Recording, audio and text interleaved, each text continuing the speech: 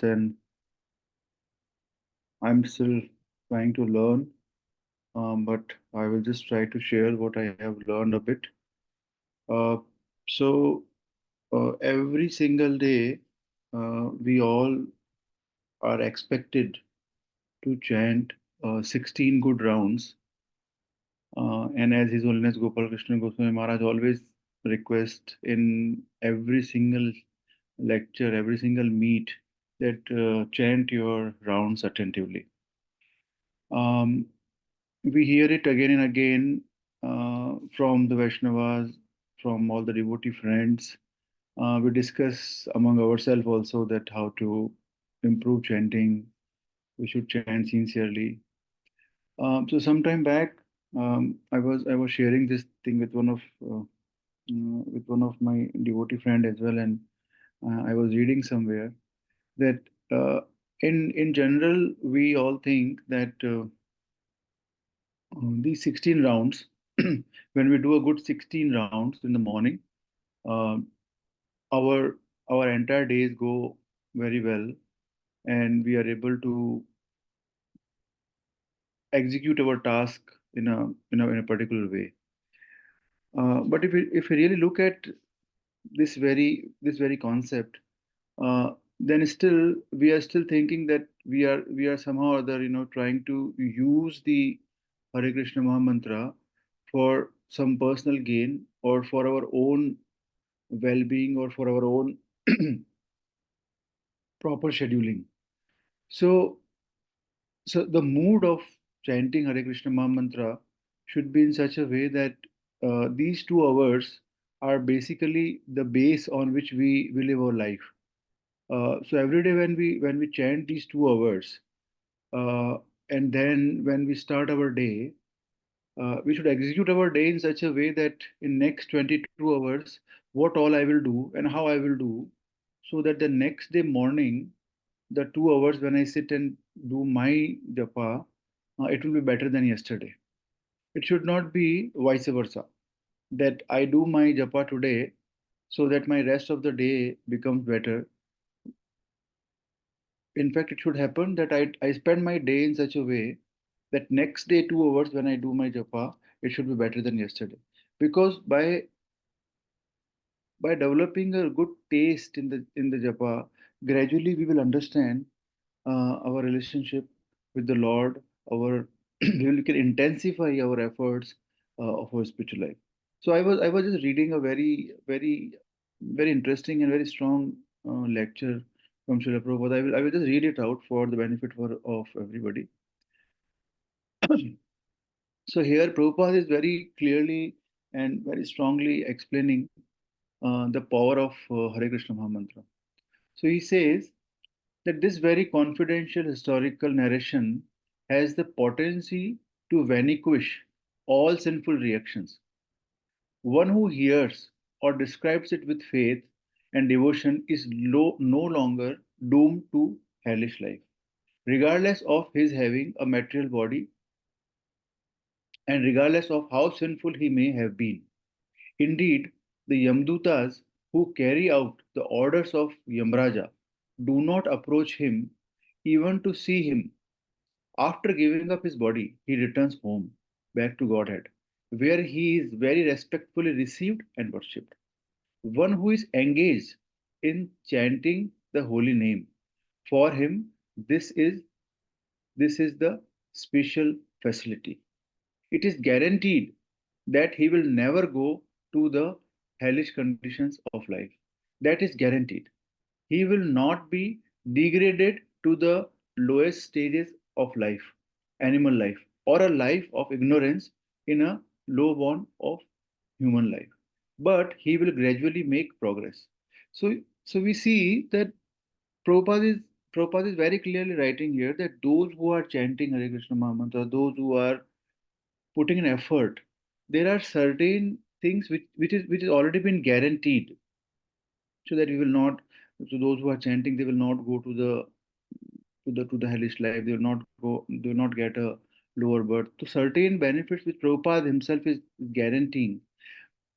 But what efforts we are putting to reap the real real benefit. So here Prabhupada is writing, but he will gradually make progress. So what is this gradually making the progress? Where we need to understand uh, very specifically that what does it gradual progress means. So this gradual progress means our attachment to the service, our attachment to the Lord, and our attachment to other Vaishnavas. And this process is gradual. So rest of the things we may get, this may be guaranteed, and we may get by the mercy of Prabhupada that we will not get the next birth in a as a low born, or we may not be given a so all our sins can be excused. But the progress, the real progress, the real benefit of chanting Hare Krishna Maha Mantra is that how we attach ourselves to the service, to the deities, to the Vaishnavas. And and if we think even more deeply as a as a regular practitioner of Hare Krishna Maha Mantra, or as a spiritualist, that why this progress is so slow.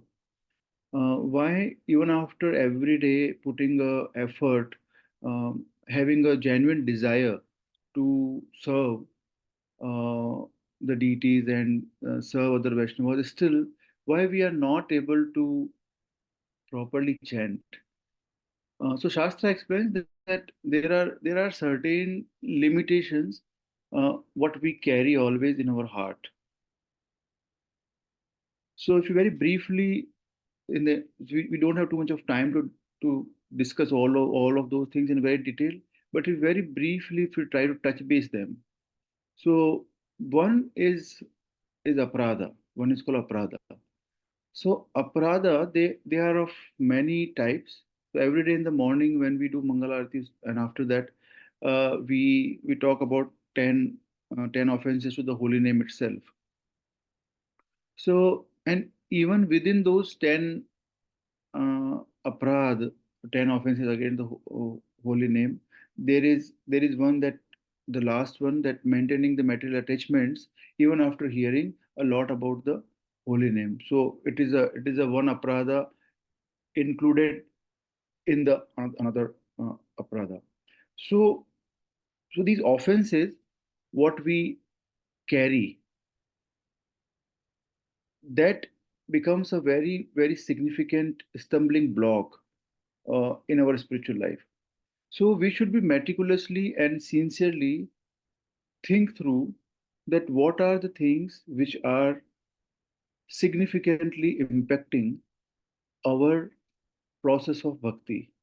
What are the things which are making me taking a making it very difficult for me taking a right decision.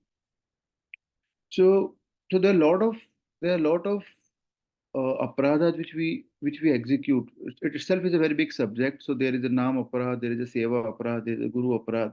There are lot different sort of offenses which we incur. Uh, and it is as a spiritual practitioner, it is our fundamental uh, task that we meditate on those, that what all things which are making us very difficult. In fact, it is a very good exercise to sometime uh, write down on a paper that these are the things which is making it very difficult for me to become a better devotee. Uh, another aspect which is making it difficult, uh, it is called Hriday Durbalya. Hriday Durbalya means the weaknesses of the heart.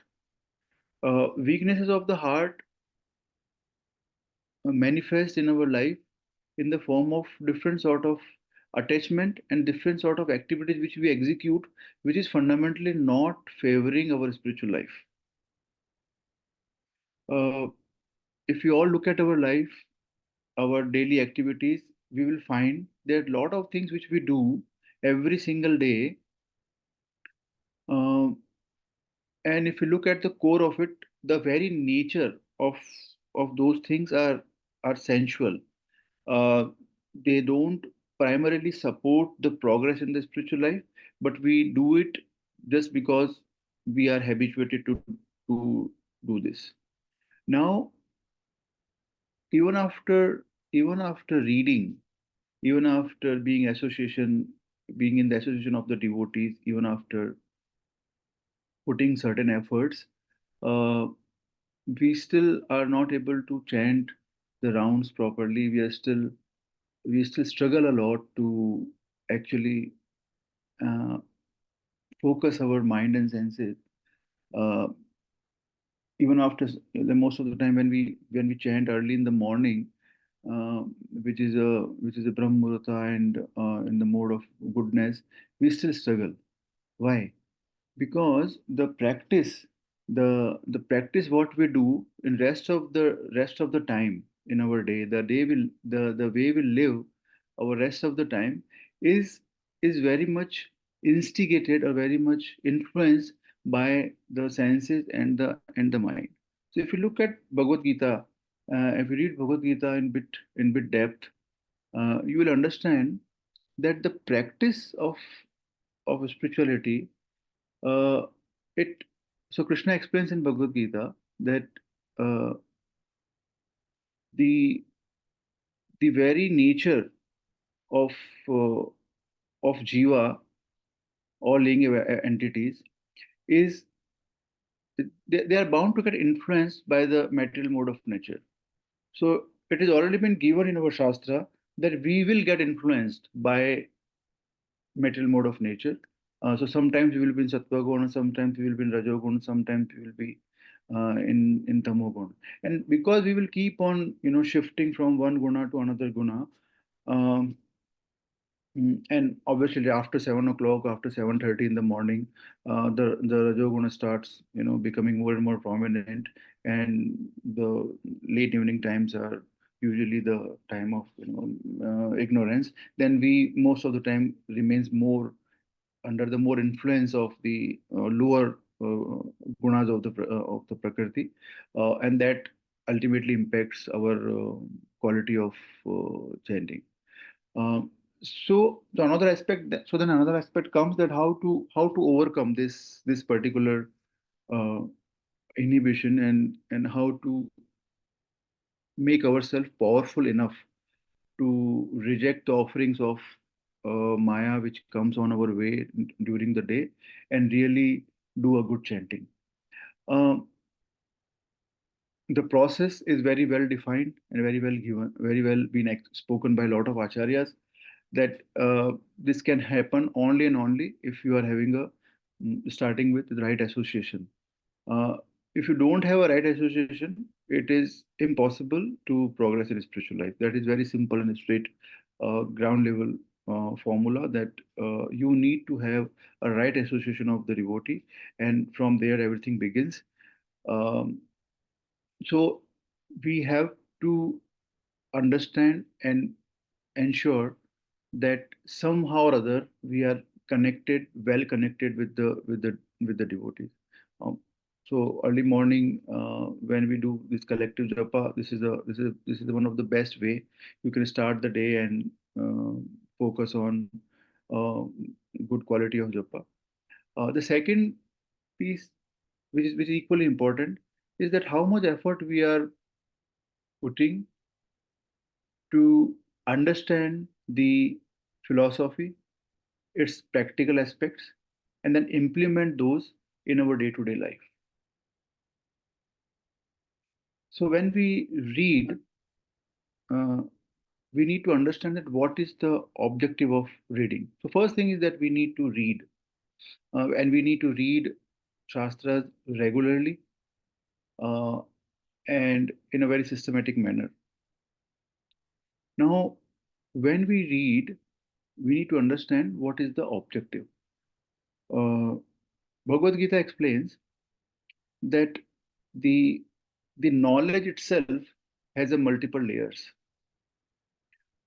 Most of the information, most of the thing what we usually consider as knowledge, is not knowledge, but these are basically informations.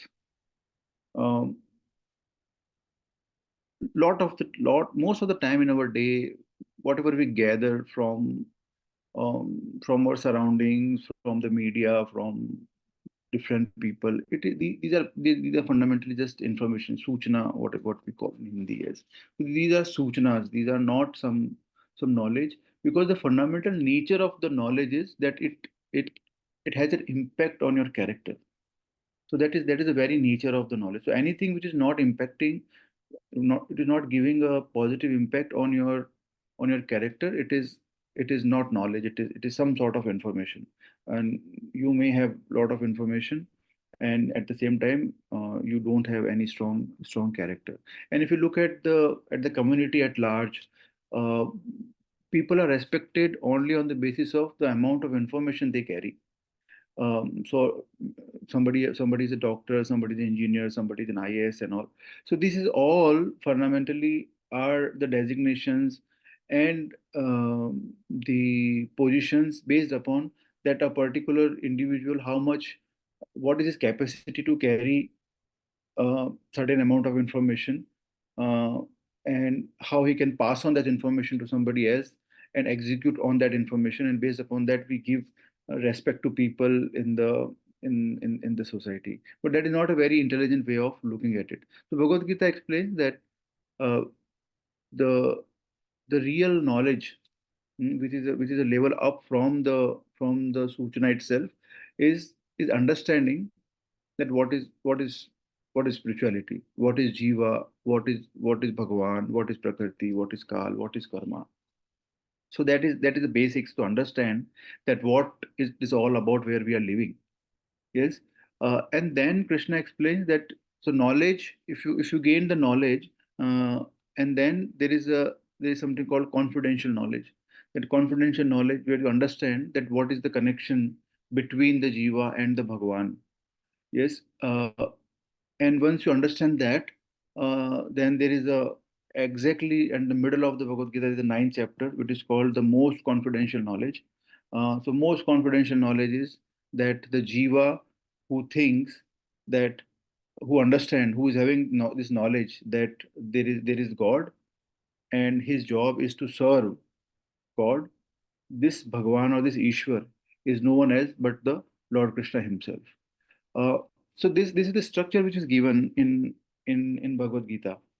Uh, we as a devotee should, when we read the scriptures, when we try to understand um, the depth of it, uh, we need to introspect ourselves and see that while I am reading, while I'm gaining this knowledge through shastras, am I able to realize a bit of it? If I'm reading, say for example, if I'm reading the third chapter of Bhagavad Gita, if I'm reading second chapter of Bhagavad Gita, I'm reading fourth chapter of Bhagavad Gita, or if I'm attending a class where a certain aspect of Bhagavad Gita has been explained, and if I've understood the philosophical part of it, am I able to implement that or adopt that to an extent in my day-to-day life? So when Krishna says in Bhagavad Gita that if you can't execute uh, the pure devotional service, uh, then you at least no, he's explaining multiple layers, and then he's explaining that at least you try to do um, karma yoga, where you execute things and then don't be attached to your results. So Nishkam Karma Yoga is something which Krishna explains again and again in Bhagavad Gita. He explains in the second chapter in very brief. Then he explains in the third chapter. Arjuna get confused that I should renounce or I should um, do some work, and then Krishna explains that you do the work but don't get attached to the result, and this is the very way. Uh, it is it is the actual way of doing, and Nishkam Karma Yoga is something what you should be doing. Then Krishna explains transcendental knowledge to Arjuna in the fourth chapter, and again Arjuna get confused, and again he asks in the fifth chapter, and Krishna again dedicate the entire chapter, fifth chapter, to Arjuna and explains again that Nishkam Karma Yoga is something what you should be doing, because this is this is the real renunciation. And we gain this knowledge. I mean, I have been reading it for almost last 15, 20 years.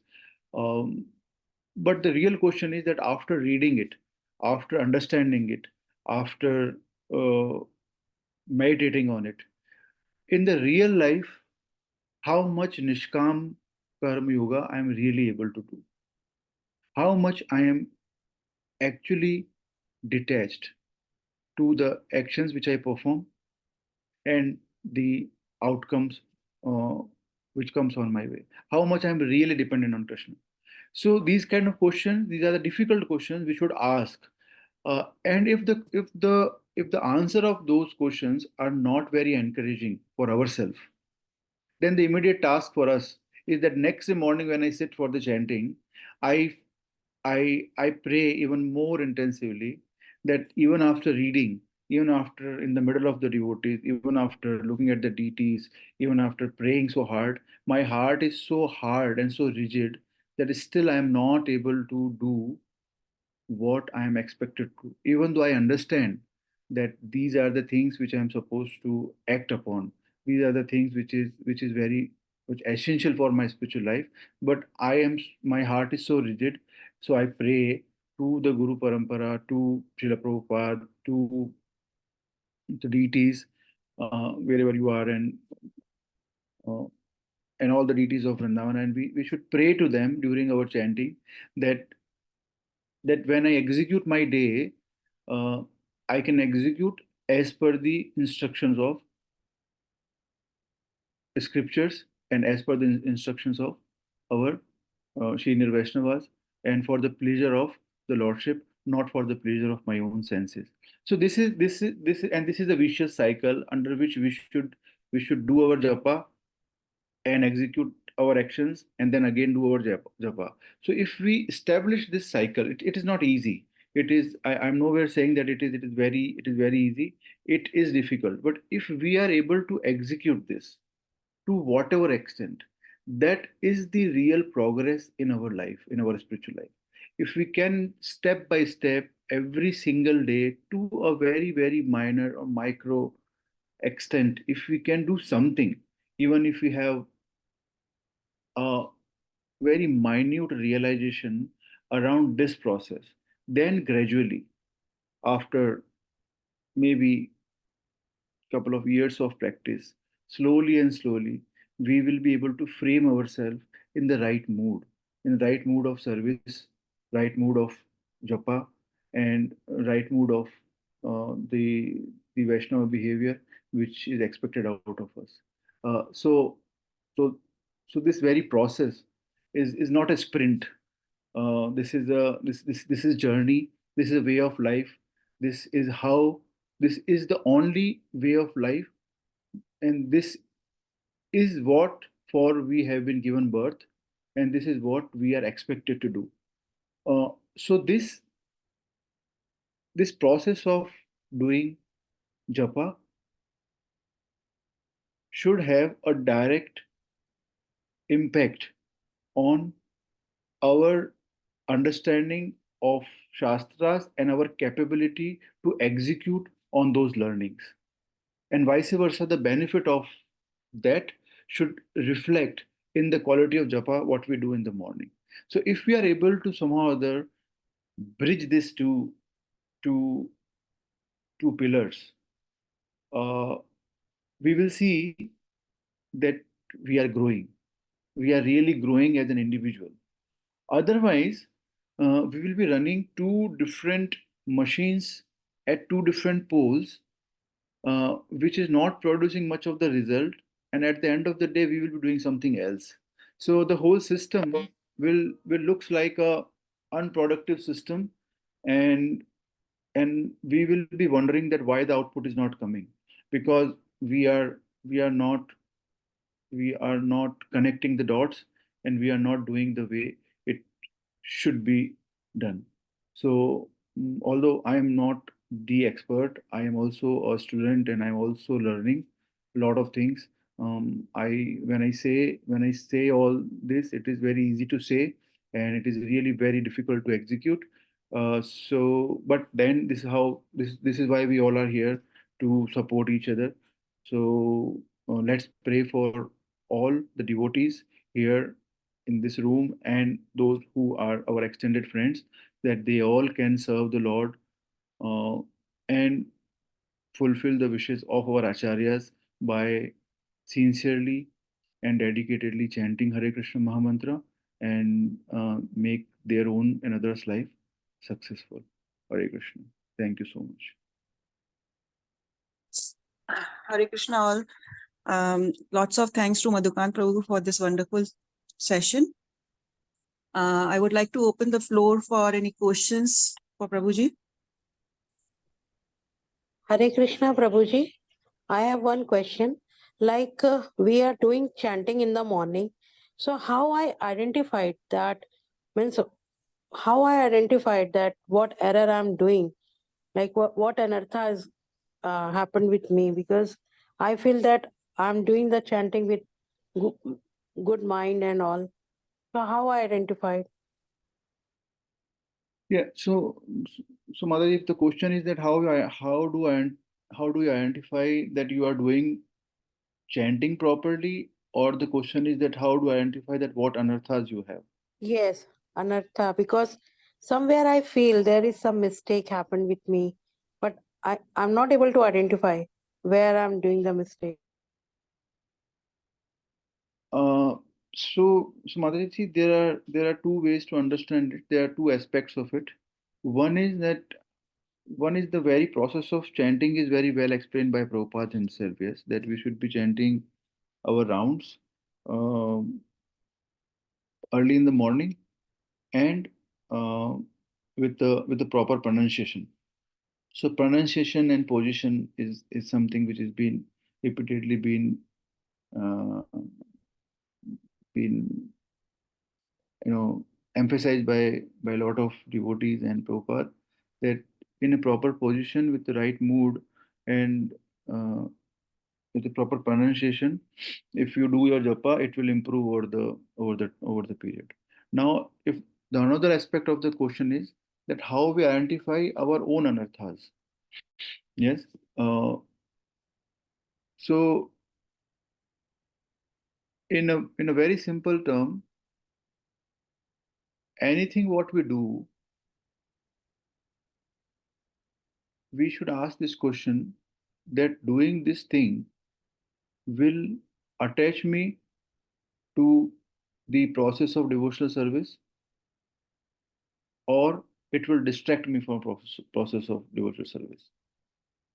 And the answer will be self-explanatory. So if you are doing anything which is keeping you away from your service, which then this is a distraction, and at the core of the distraction, there will be some core trouble, or in other terms we can call it some sort of anartha, which is keeping you away from your devotional service.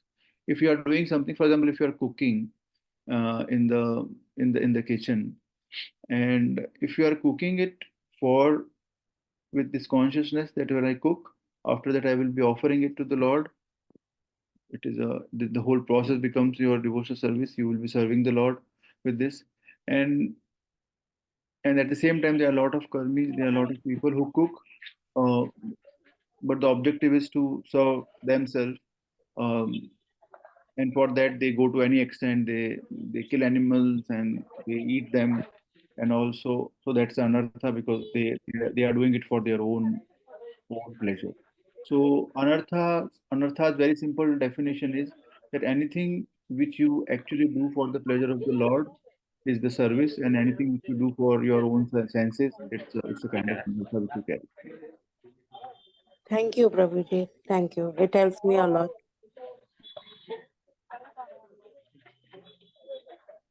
Anyone else has a question? Yes, Gaurangi Mataji, do you want to ask something?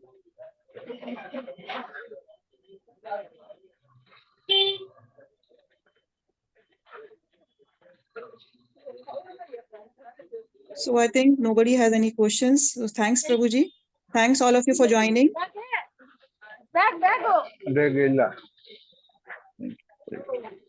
Thanks. Thank you. Hare Krishna, thanks. Dandavat Pranam. Hare Krishna, Prabhuji, Dandavat Pranam. Hare Krishna, Prabhuji, Dandavat Pranam. ये नहीं अम्मा कल आएगा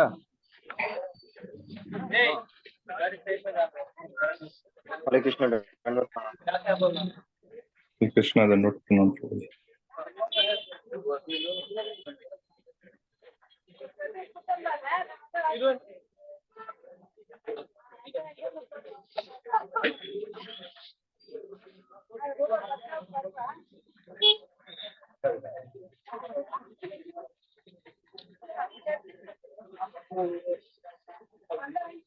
एक के जी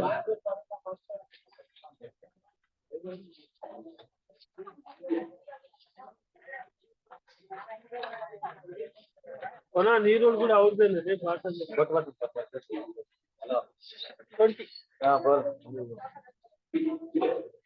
कितना कितना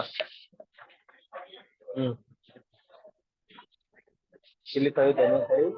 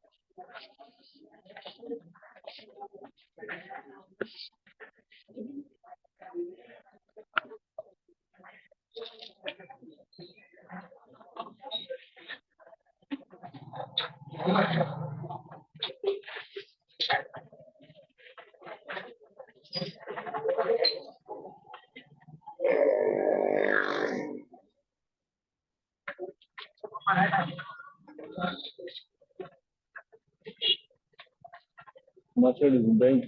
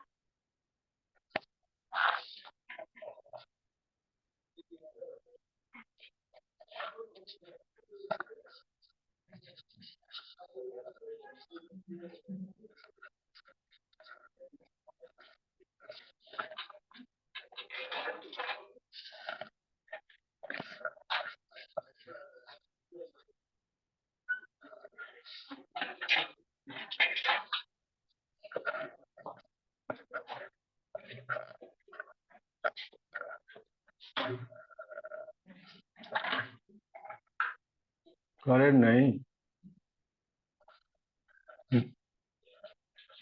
क्या खबर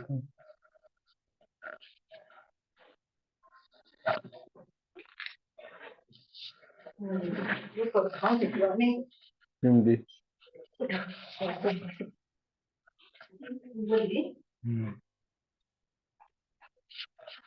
कश बोल जाएगा କିଛି କହିବୁନି ଖସିକି ମାଟି ଚକୁଟି ହେଇଯିବ ତାପରେ କୁକୁର ଆଇବ ଧରି ପଳେଇବ ତାପରେ ଜାଣି ଏଇଟା କହିବ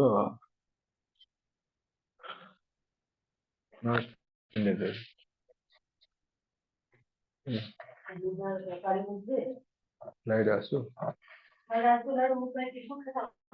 ହଁ ଲୋକ ଅଛନ୍ତି ବହୁତ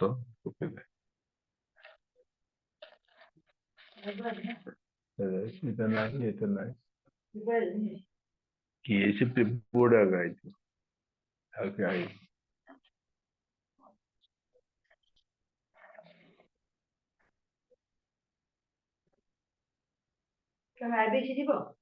ना जीवी ना कौन प्रबोध लेक्चर सुने हो जी ये घर सुन मेरी प्रसाद खाओ जी हाँ सारा प्रसाद खाए जी ना समुदाय इम्पोर्टेंट प्रसाद खाए जी होगी पेड़ को जा रहे हो ना ठीक अच्छे प्रसाद ही इम्पोर्टेंट तासा आउ कौन था कि हाँ मेक सेंस ना नहीं प्रसाद ठीक अच्छी तो दीजा खाली प्रसाद खाए और लेक्चर था कि हाँ लेक्चर सुने प्रसाद खाए पड़ा गया सी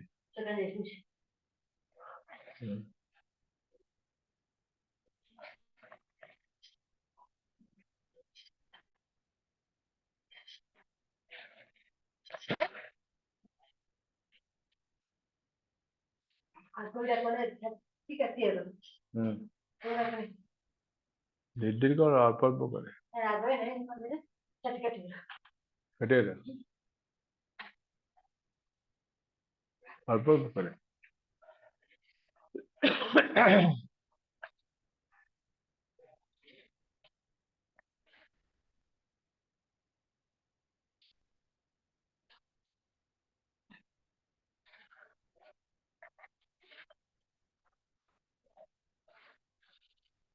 अल्प अल्प करे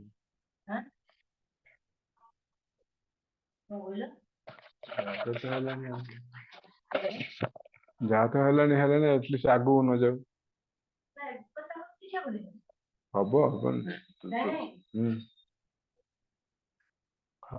हब कटाकटी किंतु डेरी हब अल्प किसी दिन मारी पड़ो हाँ से काटनी बुढ़ा व्याधि हबनी तू कहले सुन ବ୍ୟାଧି ହବ କେମିତି ହବ ବ୍ୟାଧି ଲେଟ୍ ହବ କିନ୍ତୁ ଯୋଉ ପରିମାଣ ହେବ ସେ ପରିମାଣ ରୋଗଟା हिसाब निकास ताकू जाना हम से हो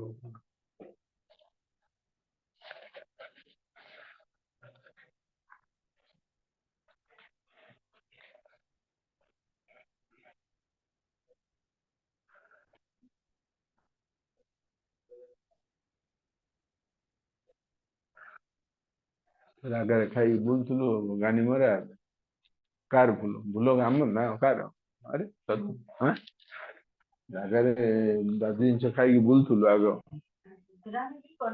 ना कने कौन आपे अपना हो गया हम घरे खाई हम पिला तो घर जा खाऊ जहाँ भी खाइदेवी घरे खाई किसी हम जहाँ माछ खाओ तो भल तेल खाऊ करेक्ट ना किंतु जहाँ जो रागा मागा कागा कागा टागा सबरू है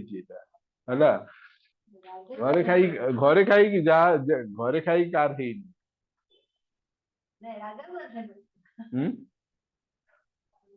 कौच गोटे एग्जाम हाँ गोटे एग्जाम्पल कौच रागा हो कि मागा हो सब सारा से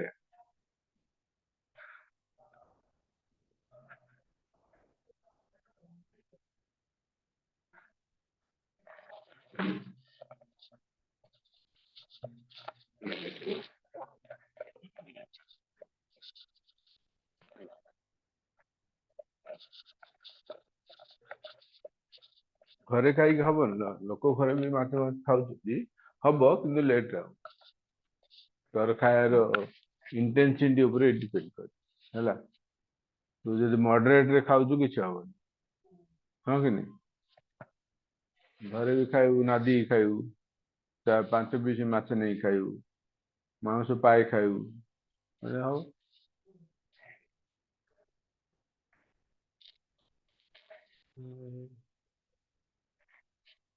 बाहर खाई घरे खाई सब दायी आम किए दायी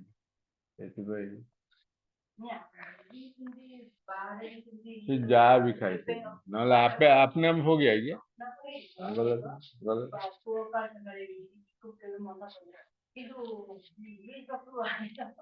हाँ बोला जो भल अति कर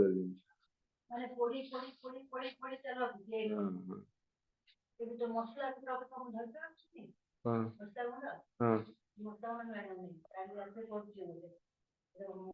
ଗୁଣ୍ଡ ଗୋଟେ ଟେଷ୍ଟ ଆସିବ ବୋଲି ତାଙ୍କର କଣ ପକଉଛନ୍ତି ତା ଦ୍ୱାରା ଆପଣ ଟେଷ୍ଟ ହବ हाँ कि ये बात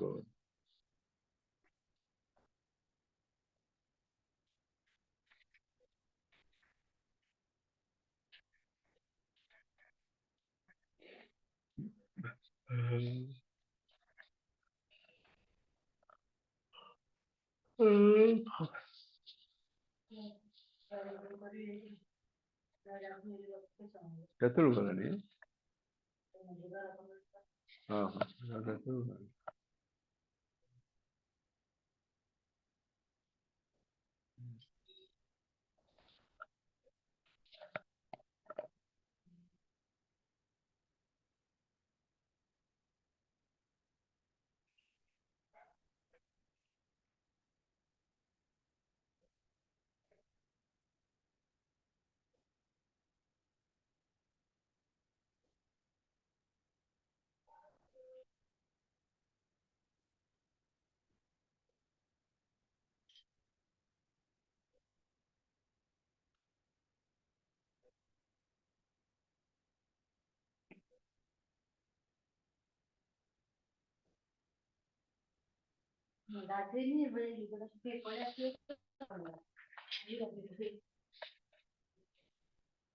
कौन खाना करियो भूख लगलानी टिफिन टिफिन दोसा ना इडली ना उपमा ना मांडिया ମୁଁ କହୁଛି ତୁ କଣ କରିବୁ ନା ମଜା କଣ ହେଲେ ବଞ୍ଚିବା ପାଇଁ ଖାଇବାକୁ ପଡ଼ିବନି। ହଁ ଖାଇବନି ଠିକ ହବ।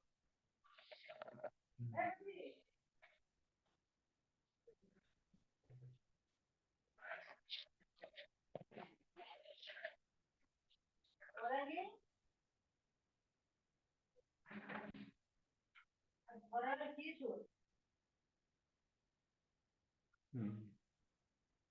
ଖରାରେ ଶୋଇବ ରାତିରେ ଶୋଇବ।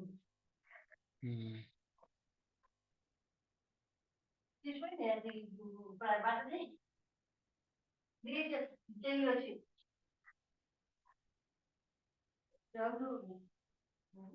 ଭଲ ପଢେଇ କହିବେ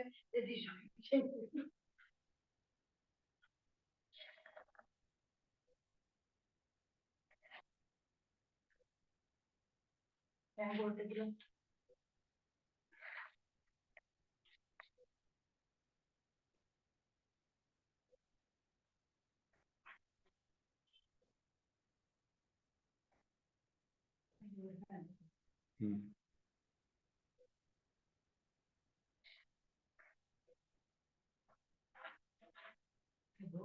ଧୋଇଥିଲା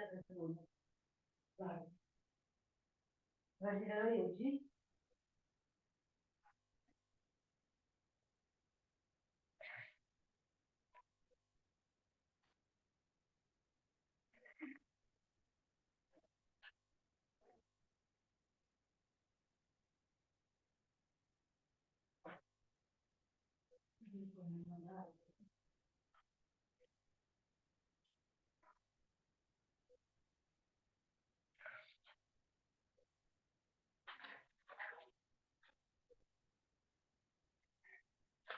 ଏପଟେ ସେ ୱାରିୟର ଆସୁଛି ଆଉ କୁଆଡେ ବୁଲୁଛି।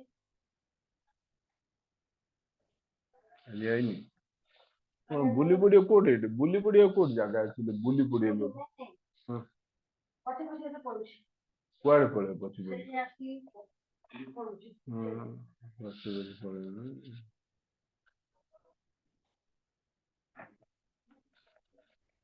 ଗୀତ ଶୁଣିଲେ ତ ମୁଁ ଘରକୁ ଯିବି ବାହାରକୁ ଯିବି।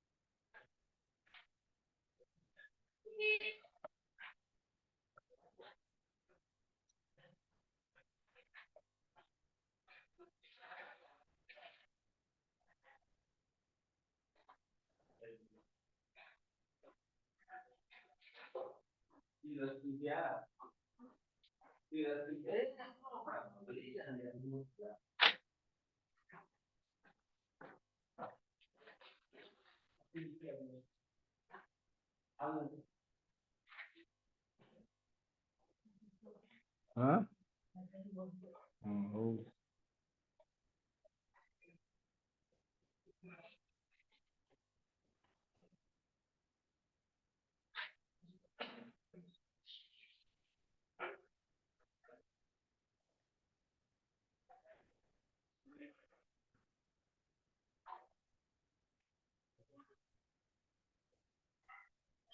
ତମେ ବ୍ରଶ କରି ଯାଇଛ ତ ତାପରେ କାଟିକି ଦେଇକି ଖାଇବ